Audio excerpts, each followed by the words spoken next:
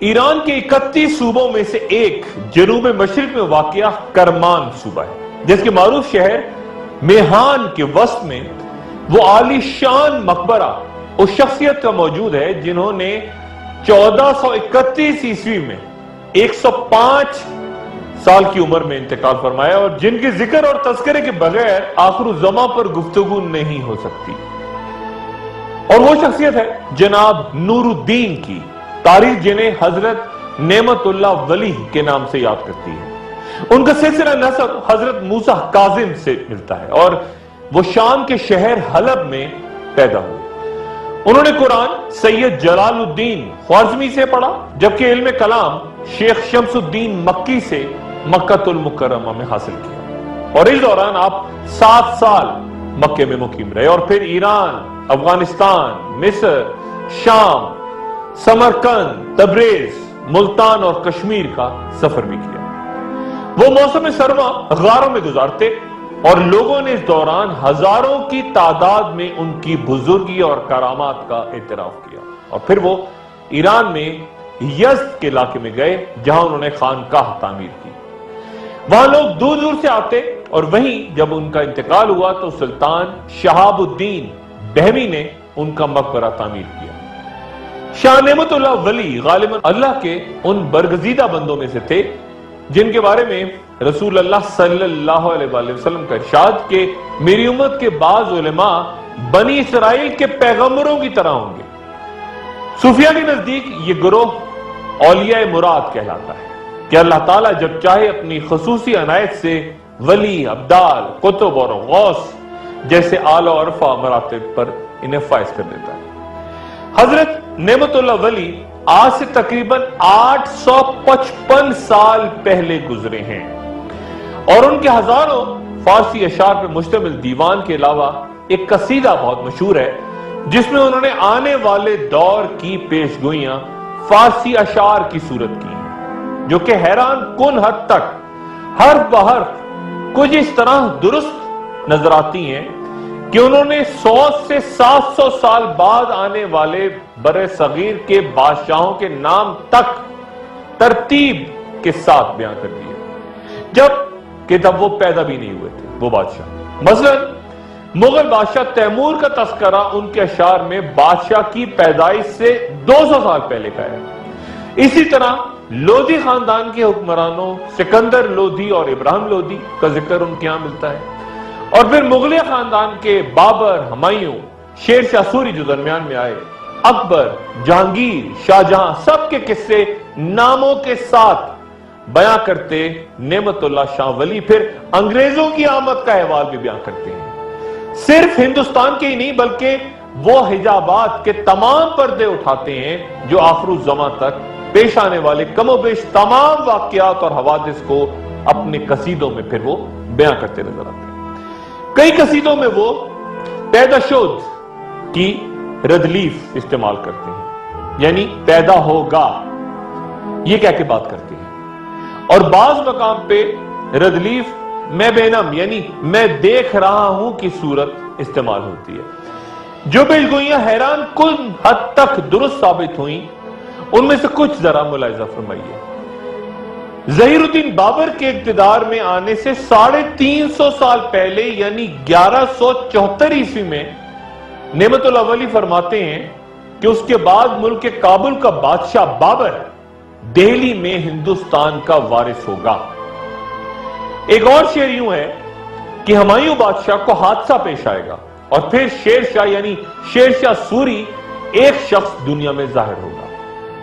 تاریخ ہند اس پیشگوئی کو مکمل طور پہ درست ثابت کرتی ہے کہ شیر شاہ سوری سے شکست کھا کے ہمایوں نے نظام سکہ کے ذریعے دریائے گنگا پار کر کے اپنی جان بچائی، اور جب شیر شاہ سوری چل بسا تو ہمایوں نے شاہ ایران کی مدد سے 1555 عیسوی میں دوبارہ ہندوستان پہ قبضہ کیا، اور 1530 سے لے کے 1556 تک وہاں پہ حکومت کی۔ یہ دلچسپ بات ہے کہ نعمت اللہ شاہ ولی نے تمام مغل بادشاہوں کا نام لے کر ان کے بارے میں پیشگوئی کی۔ مثلا اس طرح کا ایک شعر ملاحظہ فرمائیے جہانگیر کے بارے میں، جس میں وہ کہتے ہیں کہ جب وہ دارالبقا کی طرف سفر کرے گا تو اس کا بیٹا شاہ جہاں پیدا ہوگا۔ قابل توجہ بات یہ ہے کہ نعمت اللہ ولی نے تمام مغل حکمرانوں کا نام لے کے ذکر کیا سوائے ایک کے، یعنی اورنگزیب کے۔ ہو سکتا ہے کہ یہ ذکر آج کہیں قصیدوں میں موجود نہ ہو، کہیں دستیاب نہ ہو، لکھا گیا ہو، یا پھر یہ بھی کہ اورنگزیب نے نہ صرف تخت نشینی کی صدیوں پرانی روایات سے انحراف کیا اور اپنے باپ شاہ جہاں کو گوالیار کے قلعے میں قید کروا دیا، بلکہ تخت کے اصل وارث یعنی اپنے بڑے بھائی دارا شکوہ کو شکست دینے کے بعد ہاتھی کے پیچھے باندھ کر گھسیٹتے ہوئے ہزاروں مرد و عورتوں کے سامنے بے رحمی سے قتل کروا دیا تھا۔ اورنگزیب کے بعد خاندان مغلیہ کا زوال ہے اور اس کا بھی ذکر کرتے ہیں حضرت۔ اور پھر دہلی کے اجڑنے سے 600 سال پہلے نعمت اللہ شاہ ولی دہلی کے نادر شاہ کے ہاتھ اجڑنے کا ذکر فرماتے ہیں۔ نادر شاہ نے 1739 میں ہندوستان پہ حملہ کر کے 2 ماہ تک دہلی کو اس طرح برباد کیا کہ ایک بار تو غصے میں آ کے اس کے سپاہیوں نے صرف 12 گھنٹے میں 1.5 لاکھ انسانوں کو دہلی میں قتل کر دیا۔ نعمت اللہ ولی بابر کے دور میں سکھوں کے بانی پیشوا یعنی گرو نانک کا ذکر بھی کرتے ہیں، یعنی اس کا نام نانک ہوگا، بہت سے لوگ اس کی طرف رجوع کریں گے اور اس فقیر کا بازار گرم اور بہت چرچا ہوگا۔ پھر وہ یہ بھی کہتے ہیں کہ جنگ جین یعنی جرمنوں کی جنگ میں آسمان عیسائیوں کو مبتلا کر دے گا اور یہ ان کے لیے تباہی اور بربادی کا نشان ہوگا۔ پہلی جنگ عظیم جو کہ 1914 سے 1918 تک اور پھر 21 سال بعد دوبارہ جرمنوں اور عیسائیوں کے درمیان دوسری جنگ عظیم کی صورت ہوئی،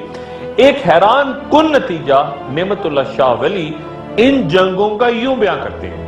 یعنی اگرچہ اہل برطانیہ جرمنوں پر فتح پا لیں گے لیکن پھر بے حد کمزور ہو جائیں گے، اور پھر وہ فرماتے ہیں کہ اگرچہ انگریز ہندوستان کو خود ہی چھوڑ جائیں گے مگر وہ لوگوں میں ایک جان لیوا جھگڑا چھوڑ کے جائیں گے۔ غور کیجئے، یہاں نعمت اللہ شاہ ولی مسئلہ کشمیر کا ذکر فرما رہے ہیں، اور پھر وہ کئی سال بعد سقوط ڈھاکہ کے پیش گوئی بھی کرتے ہیں، یعنی مسلمانوں پر اپنے ملک کی زمین تنگ ہو جائے گی اور تباہی و بربادی ان کی تقدیر میں ظاہر ہوگی۔ پھر نعمت اللہ شاہ ولی 1965 کی جنگ کا تذکرہ این دنوں کتنے ڈیز میں یہ لڑی گئی اس کی مدت کے ساتھ بیان کرتے ہیں اور فرماتے ہیں کہ 17 روز کی جنگ کے بعد اللہ کے فضل و کرم سے اسلام کی غازی خون ریزی کر کے کامیاب ہوں گے۔ ماضی میں حیران کن حد تک درست ہوتی پیشگوئیوں کے بعد ذرا زمانہ حال کی پیشگوئی پہ نظر ڈالیں اور پھر میں آپ کو یہ بتاؤں گا کہ نعمت اللہ شاہ ولی مستقبل کے بارے میں کیا کہتے ہیں۔ عصر حاضر کے بارے میں بے شمار ان کی روایات، لیکن ایک شعر ذرا ملاحظہ فرمائیے، یعنی اس وقت کسی کو اہل حق نہ دیکھے گا، لوگ چور اور ڈاکوؤں کے سر پہ دستار رکھیں گے۔ آخر الزماں کے بارے میں 855 سال پہلے نعمت اللہ ولی کی پیشگوئیاں انتہائی اہم تصور ہوتی ہیں کہ ماضی و حال میں ان کی تمام جتنی باتیں انہوں نے کہیں وہ ہو بہو پوری ہوئی۔ مستقبل کے کسی دور کے بارے میں وہ فرماتے ہیں کہ اس واقعے کے بعد، کس واقعے کے بعد یہ واضح نہیں، کہ وہ کہتے ہیں کہ اس واقعے کے بعد ہندوستان میں ایک شورش ظاہر ہوگی اور اس سرزمین پہ فتنہ و فساد بپا ہوگا۔ کس واقعے نے یہ ہنگامہ شروع کیا اس کے بارے میں جیسے میں نے پہلے بیان کیا کوئی نہیں جانتا۔ پھر وہ کہتے ہیں کہ یعنی اس خلفشار کے وقت بت پرست قوم کلمہ گو مسلمانوں پر اپنے ہندوانہ قہر و غضب کے ساتھ ظاہر ہوگی۔ اس جنگ کے دوران یہاں لڑتے مسلمانوں کے بارے میں 3-4 اشعار انتہائی توجہ طلب ہیں، یعنی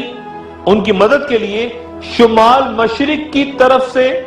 فتح حاصل کروانے کے لیے غائبانہ مدد آئے گی۔ پھر وہ کہتے ہیں یعنی ترکی، عرب، ایران اور مشرق وسطی سے امداد کے لیے ان کے پاس لوگ دیوانہ وار آئیں گے،